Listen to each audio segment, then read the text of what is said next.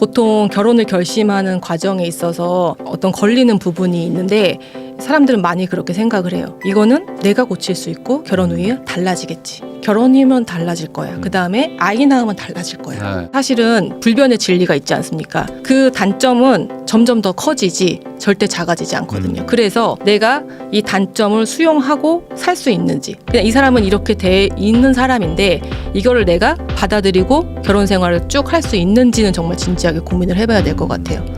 그리고 저 기사에서 하나 봤는데 그런 것도 있던데, 그러니까 아이 때문에 뭐 이렇게 양육권 때문에 막 다투다가 결국에는 이제 뭐 양육권을 뭐 아내든 남편한테 갔는데 그 아이를 막 또 그냥 막 막무가내로 학교에서 막 데리고 가가지고 자기 동네로 막 데려가고 그러면 뭐 애 찾을 수가 없다 뭐 이런 얘기도 막 들었는데 그런 것도 사실인가요? 그거는 이제 워낙 흔치 않은 일이기 때문에 매스컴에 탄 거고, 그러니까 법원의 판결을 존중하지 않는 거죠. 분명히 상대방이 양육자에 더 적합하기 때문에 그 사람한테 이제 판결을 양육자를 준 건데 그거를 무시하고 아이를 뭐 이렇게 탈취를 해와서 숨거나 그런 분들은 실무에서는 많지는 않고요. 대신에 그래도 가끔 일어나기는 해요. 막 산속으로 도망가고 그래요. 몇 년 동안 거취를 찾을 수가 없어요. 그거를 사실은 아이를 다시 인도해 올 수 있는 집행의 절차가 있긴 한데요. 그런 식으로 맘먹고 사람들이 숨거나 하면은 찾아올 수 있는 방법이 되게 마땅치 그런 않아요. 것도 또 쉽지가 않은 거예요. 쉽지가 않아요. 아니 그러면 그런 걸 막 처벌한다든지 아니면 뭐 정말 뭐 강제로 막 문을 열고 아이를 이렇게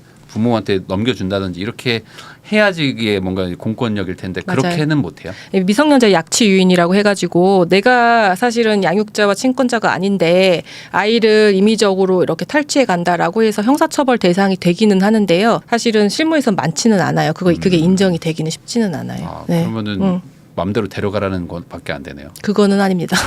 근데 대부분 많이 다 지키세요. 사실은 많이 싸우다가 양육자 분쟁에 대해서 많이 싸우다가 법원이 판결이 나의 의사와 다르다고 하면 많이 그걸 존중을 하면서 면접교섭식으로 진행을 하시는 분들이 훨씬 더 많습니다.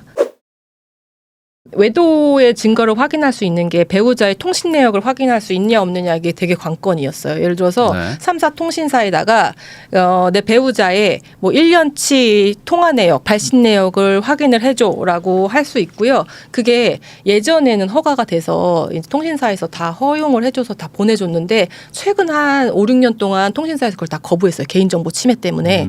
만약에 그걸 허가를 해주면 그 약간 가입자들 탈퇴해야 할 거 아니에요. 그렇잖아요. 난 저기 뭐 SK인데 나 저 LG로 가겠다. 얘네만 보호해 준다 막 이렇게 하니까. 그래서 3사 통신사가 똘똘 뭉쳐가지고 그걸 안 해줬다가 그만큼 이혼하고 외도가 많구나. 정말 많아요.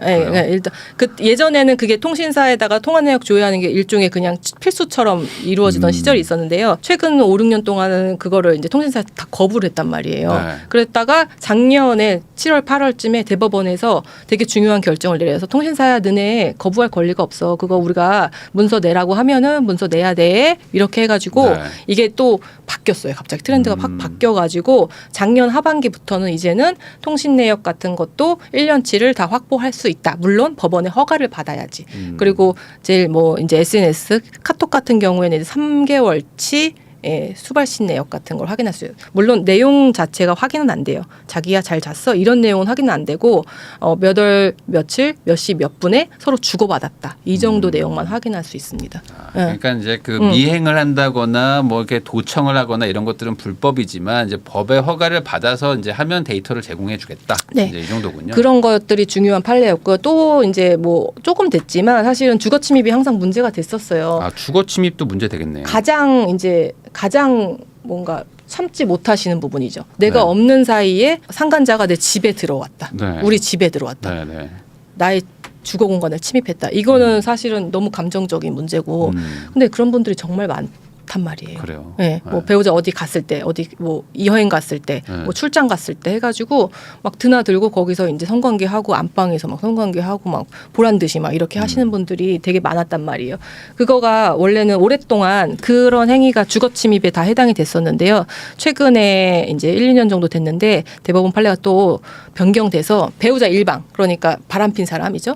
배우자 일방의 허가를 받고 집에 들어왔으면 그건 주거침입에 해당되지 않는다는 대법원 판례가 바뀌었어요. 그래요. 남편이든 아내든 둘 다 집주인이니까 동의 받은 거다. 네, 일방의 허가만 받아도 동의만 받아도 그건 주거침입에 해당되지 않는다. 그냥 전체적으로 법의 어떤 그 재판 그 결과들이 이제 그 개개인의 어떤 그런 사적인 감정 이런 거는 그냥 민사나 뭐 이런 걸로 해결하라는 식으로 네, 가는 맞습니다. 거군요. 그러니까 이제 상간 피해자들이 더 울분을 토하는 게 네. 뭐 형사처벌도 안 되고 뭐도 안 되고 뭐 증거 수집하면 내가 오히려 형사처벌을 받고 하니까 너무너무 이제 힘들다고 하시는 거예요. 사법부가 그런 거를 이제 뭐 권장하려고 하는 건 아닐 텐데. 그러니까 사람들이 막 권장하냐 불륜 권장하냐 네. 막 이렇게 얘기를 하는데 모르겠어요. 저는 뭐 이런 것들이 판례가 이렇게 좀 바뀔 때마다 뭐 법률 전문가의 입장에서는 또 그게 맞는 것 같기도 하는 생각도 들고 하거든요. 옛날에 그 간통이 폐지됐을 때 얼마나 지금도 역시 막 말이 많은데요. 그때 정말 말 많았죠. 그러면은 이렇게 결국에 형사처벌을 안 한다면 뭐 민사라도 많이 이렇게 그 피해를 복구를 해주면 좋을 텐데 뭐 민사에서 뭐 위자료나 이런 것들이 좀 그럼 늘어나는 추세인가요? 늘어난다고 우리가 맨날 늘어나야지 하지만 아니에요. 그것도? 많이는 안 늘어났고 요즘에 한 최근 2, 3년 사이에 이제 법원도 각성해서 조금 늘어났어요. 각성을 조금 했구나. 네, 뭐 이혼까지 이르게 되면은 만약에 뭐 외도로 인해서 이혼까지 이르게 되면 보통은 3천. 네. 이혼에 이르지 않으면 3천 밑에서 많이 인용이 되죠. 그래요. 네, 그러니까 돈 있는 사람들은 불륜을 조장하는 거냐 뭐 이렇게 막 사람들이 많이 얘기도 하는데. 그러게요. 이게 뭔가 그 시대의 분위기랑은 아직은 좀 뭔가 사법부의 어떤 뭐 온도차가 좀 있는 것 같기도 한데 네. 뭐 이것도 뭐 차근차근 뭐 바뀌지 않을까 네. 생각을 해봅니다. 네. 그러면 이제 변호사님한테 좀 마지막으로 하나 좀 여쭤보겠습니다. 결국에 이제 이 영상을 보시는 분들이 뭐 내가 이혼하고 싶어서 보시는 분들이라기보다는 저희 채널은 이제 뭐 결혼을 또 권장하고 뭐 잘하는 결혼은 정말 인생에 도움된다 이렇게 말하는 채널이기 때문에 이렇게 반면교사 삼아가지고 어떻게 결혼을 잘할 수 있을까 이런 거 좀 고민하실 것 같단 말이죠. 결혼을 준비하고 있는 어떤 남녀가 있다면은 뭐 이런 것들은 꼭 좀 챙겨라, 뭐 이런 거 좀 준비해라 이런 거 말씀해 주시면 좋을 것 같습니다. 이게 사실 정답은 없잖아요. 네. 그래서 저는 이렇게 사람들의 의견을 듣는 게 되게 재밌어요. 결혼할 때 어떤 거를 제일 고려해야 돼요? 저요? 저는 결혼할 때 그걸 항상 얘기합니다. 그러니까 이 사람의 이성적 매력을 제하고 나는 판단을 해라. 그런 얘기를 꼭 하거든요. 그러니까 이성적인 매력 때문에 다 눈이 멀어가지고 네. 절대 이렇게 친구로도 안 지낼 것 같은 성격인데 뭐 그런데 막 결혼하고 이런 분들 많더라고요. 그래서 저는 그 이성적 매력을 딱 제외하고 그 다음에 이 사람이 나랑 동성인 남자친구, 동성인 여자친구인데도 참 그냥 평생 알고 갔으면 좋겠다는 그런 느낌이 들면 결혼하라고 하거든요. 네. 얼굴 보지 말라. 그러니까 얼굴을 봐도 되는데 얼굴을 빼고도 참 좋은지 그런 거를 좀 따져봐야 된다. 보통 성격이나 이런 것들이 마음에 든다고 말하지만 실제로는 외모가 마음에 들어서 그냥 성격도 그냥 대충 오케이 하고 가는 경우가 많더라고요. 맞아요. 네. 이제 배우자를 볼 때 이 사람한테 좋은 점도 있고 싫은 점도 있고 그렇잖아요. 근데 보통 결혼을 결심하는 과정에 있어서 좋은 점은 커 보이고 단점은 작아 보이죠. 네. 그렇죠? 어떤 걸리는 부분이 있는데 사람들은 많이 그렇게 생각을 해요. 이거는 내가 고칠 수 있고 결혼 후에 달라지겠지. 결혼이면 달라질 거야. 그다음에 아이 낳으면 달라질 거야. 네. 사실은 불변의 진리가 있지 않습니까? 그 단점은 점점 더 커지지 절대 작아지지 않거든요. 그래서 내가 이 단점을 수용하고 살 수 있는지, 그냥 이 사람은 이렇게 돼 있는 사람인데 이거를 내가 받아들이고 결혼 생활을 쭉 할 수 있는지는 정말 진지하게 고민을 해봐야 될 것 같아요. 맞아요. 그러니까 콩깍지가 벗겨지면서 점점 단점이 커져지는데 그거를 이제 아무래도 이제 처음에는 좋다 보니까 그냥 어떻게 되겠지 뭐 이렇게 오히려 좀 그냥 가볍게 생각했다가 나중에 좀 이렇게 이혼도 막 고려하게 되는 상황이 오는 게 아닌가 생각이 좀 들긴 드네요.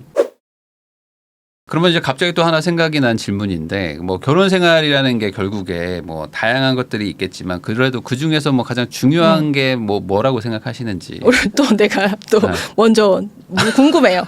저는 결혼 생활에서 가장 중요한 거는 뭐 같은 말일 수도 있는데 같은 방향을 보는 사람들끼리 만나서 살아도 사실 되게 힘든데 보통은 이제 각자 마음대로 사는 그 방향도 막 다 다른데 아까 말한 어떤 그런 외적인 어떤 그 호감이라든지 잠깐의 어떤 그 불타오르는 사랑 때문에 갈 길이 다른 사람들이 억지로 만나면 절대 안 된다 저는 생각을 하거든요. 그래서 이제 뭐 저는 재테크 얘기하니까 뭐 최소한 내가 돈을 많이 벌고 싶은 사람이라면 돈을 좋아하는 배우자를 만나야 되는데 어떤 분들은 이제 완전 극단적인 성향인데 만난 다음에 어떻게 하면 이 남편을 바꿀 수 있나, 어떻게 하면 이 아내를 바꿀 수 있죠, 이렇게 물어보면 제가 못 바꾼다 그래요. 못 바꾸죠. 못 바꾼다 네. 대부분. 네. 그래서 뭐 저는 그런 어떤 방향성이 좀 맞는 사람을 찾는 게 좀 맞아요. 중요한 것 같고, 그러려면 어쩔 수 없이 한 최소 6개월에서 한 1년은 만나보면서 좀 성향도 보고 좀 목표 가치관도 좀 봐야 되지 않나 이런 생각을 하긴 하거든요. 아 그래서 동거를 추천하시나요?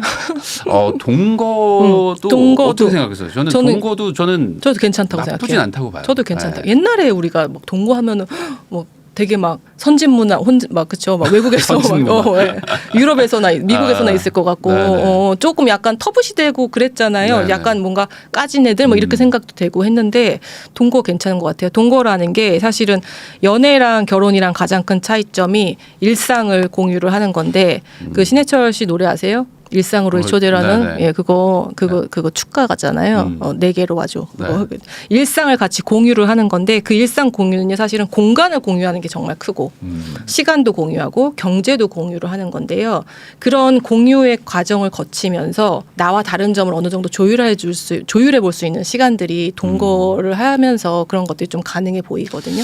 저도 여기서 좀 동의가 되는 게 네. 그런 거 있잖아요. 그러니까 연애하면서 데이트 할 때 뭐 2시간에서 5시간 정도는 저는 사람은 충분히 연기할 수 있다고 보거든요. 맞아요. 그 시간은 연기력으로 어떻게 커버가 되는데 맞아요. 24시간을 커버하거나 막 6개월을 맞아요. 커버하긴 참 힘들죠. 그래서 이제 그런 의미로 나를 속이려고 작정하는 사람을 내가 이렇게 깨닫기가 쉽지가 않은데, 그러니까 같이 살거나 하면은 뭐 그런 부분에서 아 나랑 안 맞는 사람이구나라는 거 알 수도 있거든요. 치약 짜는 것 때문에 싸웠다 뭐 이런 연예인분들도 많잖아요. 뭐 그런 것처럼 내가 뭔가 일상생활을 공유하면 좀 나을 수도 있을 것 같다. 결론은 결혼 생활에서 가장 중요한 건 동거다. 저는 배우자를 대하는 태도에 있어서의 문제를 한번 얘기를 해보고 싶은데요. 요즘에 상담 오셔서 정말 많이 하시는 말씀들이 뭐냐면요. 제 배우자가 분노 조절 장애 같아요. 이렇게 네네. 말씀을 하시는 분들이 분조장. 정말 정말 많거든요. 분노 조절 장애 같아요. 뭐 얘기하면서 하시는데요. 제가 그게 분노 조절 장애인지 아닌지 판단할 수 있는 기준은 한 가지인데요. 그걸 우리가 한번 생각을 해봅시다라고 네. 얘기를 하거든요. 어떤 것 같아요? 분노 조절 장애? 네. 그거 보통 뭐 이렇게 강호동 같은 사람들 앞에서 조절하면은 분노 조절 장애가 아니다. 맞아요. 왜 그게 어떤 의미냐면요.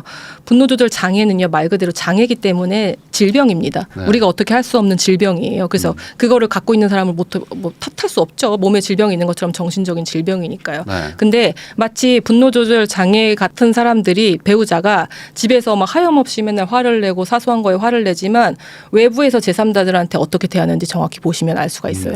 그러니까 나가서 제3자들한테는 화를 내지 않아. 네. 젠틀해. 굉장히 나이스한 사람이라고 평가를 받잖아요. 분노 조절 장애가 아니에요.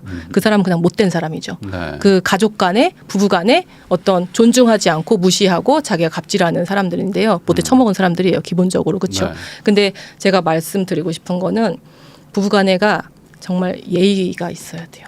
예의가. 정말로. 사람 간의 예의가 기본적으로 있어야 된다. 정말 예의가 있어야 돼요. 그 어떤 거냐면 밖에 나가서 사회생활을 하면서 내가 가게를 해서 손님을 대할 수도 있고 직장생활을 하면서 상사와 부하를 대할 수도 있고 동료를 대할 수도 있잖아요. 우리가 보통 얘기를 할 때 그 사람들을 대하는 거에 10분의 1만 친절하게 배우자를 대하면 정말 행복한 결혼 생활이 될 수 있다고 얘기를 네. 하거든요. 그 정도로 우리는 사실은 가장 가까운 배우자를 되게 하찮게 여기고 막 하는 사람들이 굉장히 많아요. 근데요. 우리가 무촌이라고 하는 그 일반적인 용어를 쓰지만 이혼을 하면 남남이거든요. 네. 그냥 도장을 찍는 순간 남남이고 더 이상 그렇게 함부로 대할 수 있는 존재가 아니에요. 도장 하나로. 네. 그렇잖아요. 그렇게 생각을 하신다고 하면은 배우자에 대한 어떤 존중, 예의를 갖추는 거는 결혼 생활에 가장 중요하고도 기본적인 어떤 중요한 점이라고 저는 생각돼서 말씀을 드리네요. 네, 아무래도 이제 결혼이라는 게 하는 순간 이제 가장 가깝다고 생각이 들면서 어느 순간 이제 너무 당연한 존재처럼 생각이 드니까 뭐 내가 뭐 화가 나면 다른 사람들한테 예의 차리더라도 이 사람한테는 뭐 그냥 편하게 하겠다면서 이제 시작된 게 어느 순간 이제 예의가 없이 뭐 그렇게 되는 거일 수도 있는 것 같긴 합니다. 제가 참을 수 없는 게 이게 어떤 거냐면 사람 분들이 녹음을 해서 오시거든요. 네. 근데 이제 배우자가 남자분들 여자는 똑같아요. 그렇게 배우자가 욕을 해요. 그거를 녹음을 해서 오시는데요. 정말 듣기가 너무 괴로워요. 아, 그 정도로 욕을 많이 해요. 정말 많이 해요, 사람들이. 욕을요. 정말 아무렇지도 않게 자기 기분이 나쁘다는 거를 네. 너가 기분 나쁘게 했으니까 욕먹을 짓을 했지라고 하면서 아무렇지도 않게 하는 욕하시는 분들이 있는데요. 정말 너무 제가 듣고 있는데 비참해요. 네. 그래서 좀 그런 것들 좀 자제하셔야 되지 않을까 싶어요. 배우자라고 해가지고 뭐 너무 당연하게 생각하지 말고 배우자이기 때문에 또 안 맞는다고 그냥 막 또 갈라서려고 하지 말고 결국에 좀 맞춰가면서 나도 좀 지킬 건 지키자 이런 식으로 정리가 되지 않을까 싶습니다. 지금까지 법무법인 온조의 박은주 변호사님과 함께 요즘 사람들의 이제 이혼 사유부터 뭐 이혼을 한다면 뭐 어떻게 준비를 해야 되는지 그리고 이제 어떻게 하면 좀 결혼 생활을 잘할 수 있을지 얘기를 한번 해봤는데요. 시청해주신 분들한테도 좀 도움이 되셨기를 바랍니다. 다시 한번 시청해주셔서 감사하다는 말씀 전하면서 저도 영상 마무리하도록 하겠습니다. 변호사님 오늘 나오셔서 감사드립니다. 수고해 주셔서 감사합니다. 네.